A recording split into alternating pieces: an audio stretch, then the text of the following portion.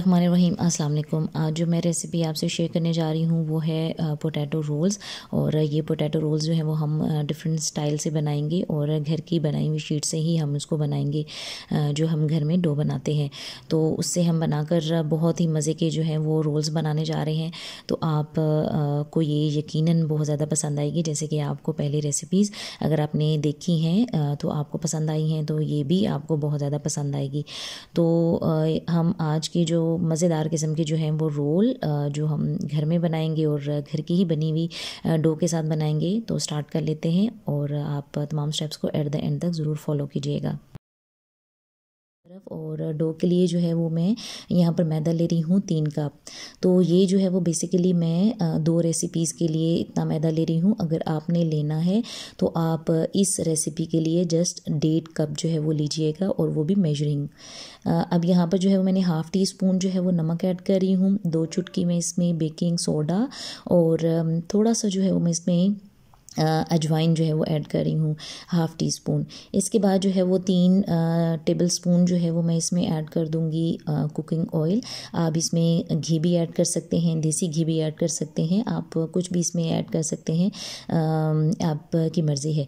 इसके बाद जो है वो हमने इस डो को गूंद लेना है और एक सख्त किस्म की जो है वो हमने डो तैयार कर लेनी है। तो यहाँ पर मैक्सिमम जो है वो 5 मिनट तक जो है वो मैंने इसको गूंदा था, और उसके बाद ये अच्छे से जो है वो डो तैयार हो गई थी। अब जो है वो मैंने इसको ट्रांसफ़र कर दिया अलग से बाउल में, और उसको 15 मिनट के लिए रेस्ट पे छोड़ दिया था। और 15 मिनट के बाद जो है वो मैंने इसको कवर से हटा दिया, और इसको जो है वो मैंने काउंटर पे रख देना है ताकि हम इसके स्नैक्स बना सकें। तो यहाँ पर इस डो को, जैसे कि मैंने आपको बताया था कि मैंने इसको 2 रेसिपीज़ के लिए यूज़ करना है। अब यहाँ पर जो है वो एक पार्ट को जो है, यानी डो के एक हिस्से को जो है वो मैं यूज़ कर चुकी हूँ, और ये सेकेंड जो है वो मैं इसको यूज़ करूँगी इन रोल्स के लिए। तो इसको जो है वो हमने साइड पे कर देते हैं, और सबसे पहले जो है वो हम रोल्स के लिए फिलिंग तैयार कर लेते हैं। तो यहाँ पर कढ़ाई पर जो है वो मैंने 2 से 3 टेबल स्पून जो है वो इसमें ऐड कर दिया था कुकिंग ऑयल। ज़्यादा हम नहीं ऐड करेंगे, क्योंकि अगर हम ज़्यादा ऑयल ऐड करेंगे तो इसका जो ऑयल है वो रोल के साथ अच्छा जो है वो मैश नहीं रहेगा। तो यहाँ पर 1 टेबल स्पून जो है वो मैंने अदरक लहसुन का पेस्ट डाला है, और उसके साथ ही मैंने 2 मीडियम साइज़ की जो है वो सब्ज़ मिर्च जो है वो डाल दी थी बारीक काट कर। तो यहाँ पर जो है वो इसको थोड़ा सा मैं लाइट ब्राउन कर लूँगी, और उसके बाद जितने भी स्पाइसेस है वो मैं ऐड कर दूँगी। तो यहाँ पर जो है वो मैं तकरीबन जो है वो 1.5 टी स्पून जो है वो मैं यूज़ करूँगी सारे मसाले। लेकिन जो मिर्च थी, यानी काली मिर्च और जो रेड मिर्च थी, उन दोनों को जो है वो मैंने थोड़ा थोड़ा सा ऐड करके हाफ़ टी स्पून जो है वो मैंने उसको कंसीडर कर लिया था। तो यहाँ पर जो है वो मैंने सारे स्पाइसेस को ऐड कर दिया है, और उसके बाद जो है वो मैंने इसको हल्का सा जो है वो इसमें फ्राई कर लेना है। इसके बाद जो है वो मैंने इसमें ऐड कर देने हैं आलू, और आलू को जो है वो मैंने बॉईल करके रख लिया था। ये तकरीबन जो है वो 3 जो है वो बड़े साइज़ के आलू थे, और अगर आपके पास मौजूद हैं तो आप 4 जो है वो यूज़ कर सकते हैं।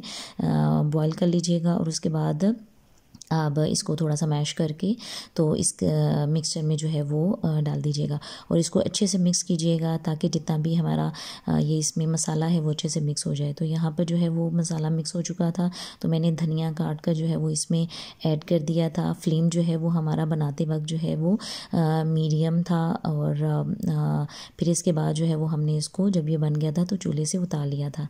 तो यहाँ पर बाउल में जो है वो मैंने तमाम जितना भी मिक्सचर था वो निकाल लिया था, ठंडा होने के लिए रख दिया था। और जब ये ठंडा हो जाएगा तो उसके बाद जो है वो हम अपने रोल्स में इसको यूज़ करेंगे। तो यहाँ पर जो है वो मैंने जो मेरी डो थी, और उसको जो है वो मैंने साइड से जिसको मैंने कवर करके रखा हुआ था, तो वो मैंने निकाल लिया था। और यहाँ पर जो है वो इस डो के जो है वो मैं पेड़े बना लूँगी। तो यहाँ पर जो है वो मैं आपको दिखाती हूँ कि मैंने इसको छोटे छोटे से पेड़े बना लिए थे। तो मैक्सिमम जो मैंने इसका ग्राम मेजर किया था वो 25 जो है वो ग्राम था ईच पेड़े का। तो यहाँ पर मैंने इसके छोटे छोटे से बाउल बनाने के बाद जो है वो मैंने इसको ओवल शेप में जो है वो बना लिया था। और यहाँ पर अब आप इसकी जो है वो देख सकते हैं कि मैंने इसको कितना पतला बेला है। तो इतना ही पतला आप इसको बेलिएगा बहुत ज़्यादा मोटा या बहुत ही ज़्यादा जो है वो पतला नहीं कीजिएगा, लेकिन एक नॉर्मल एक तरह का। तो यहाँ पर जो है वो मैंने सबसे पहले जो एक पेड़ा ले लिया है आपको दिखाने के लिए कि इस तरह से जो है वो मैंने इसको बेला था, और उसके बाद जो है वो मैं इसका थोड़ा सा लंबाई के रूप में लेके जा रही थी, क्योंकि ये मैदा है तो आप इसको जितना भी उसको करते हैं बेलते हैं तो ये और ज़्यादा सुगड़ जाता है। तो यहाँ पर ये देख लें कि इसकी इक्वल जो है वो इक्वल ही हमने इसकी जो बारीकी है वो रखनी है। इसके बाद जो है वो हमने इसको फिल करना है मिक्सचर के साथ।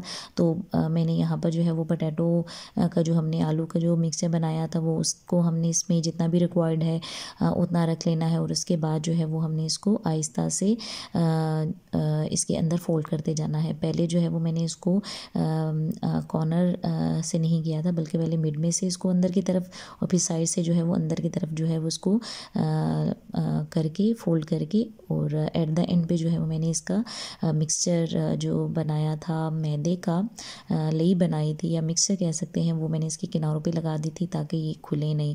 तो ये साइड से भी अच्छी तरह से कवर हो गया था, और जो हमने मैदे की बनाया था मिक्सचर बनाया था उसकी वजह से जो है ये अब आप बिल्कुल सिक्योर रहेगा। बाकी जो रह गए हैं उन सबको भी हम इसी तरह से प्रिपेयर कर लेंगे। अब यहाँ पर सारे रोल्स जो हैं वो तैयार हो चुके हैं, और अब आप इसको उसी वक्त बनाकर खाना चाहते हैं तो आप खा सकते हैं। अदरवाइज़ अगर आप इनको फ्रीज़ करके रखना चाहते हैं तो आप फ्रीज़ करके भी जो है वो इसको रख सकते हैं। तो यहाँ पर जो है वो मैंने इनको फ्रीज़ करना था, और जब मैं इसको फ्राई करूँगी रमज़ान में तो तब आपसे इसका ज़रूर शेयर करूँगी।